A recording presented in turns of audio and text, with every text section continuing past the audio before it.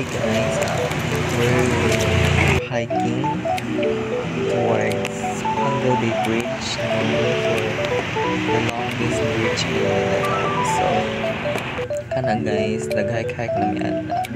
Actually, hapon na siya around 4 kapin, I guess. And nangalaag lang mi ana with my friends kay gusto mi mag-unwind. So, we're here na at Pangal Bridge.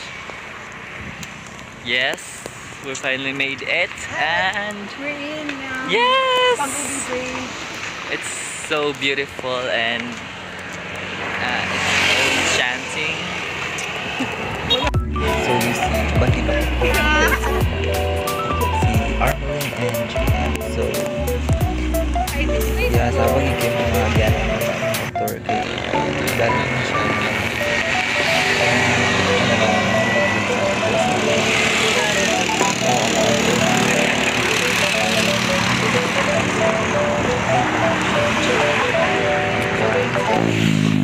Under the bridge, we want to feel the sea. Yes, so ganahan kami muna og sa outdoors. Kaya gusto mo magbahangin because of the school activities. Yes. So we're going to show you the view. So we're here now at the entrance to go under the bridge.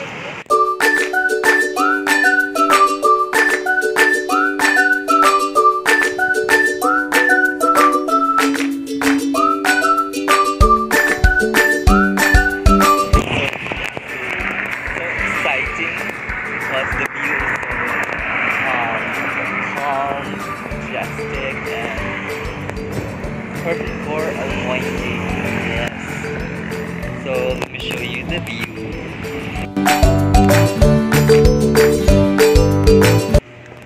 So nice kayo ang view sa Pangal Bay Bridge. Nice kayo ang sea, kuan kay siya clear and windy and very calming jud kay siya ang vibes.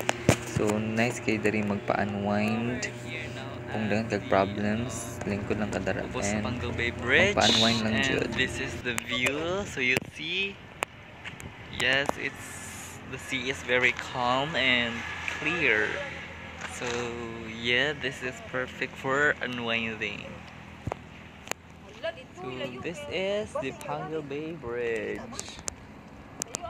So yeah, nito siya no because daghan jud man diri, especially students from Tanggap City, just to see this majestic view. So hi guys, I'm with my friends. Hi. We're here now at the Pangal Bay Bridge. Yes, so beautiful. So we're going now, going back to the home because we're done at sightseeing here at Pangal Bay Bridge. So stay tuned for next videos. Bye!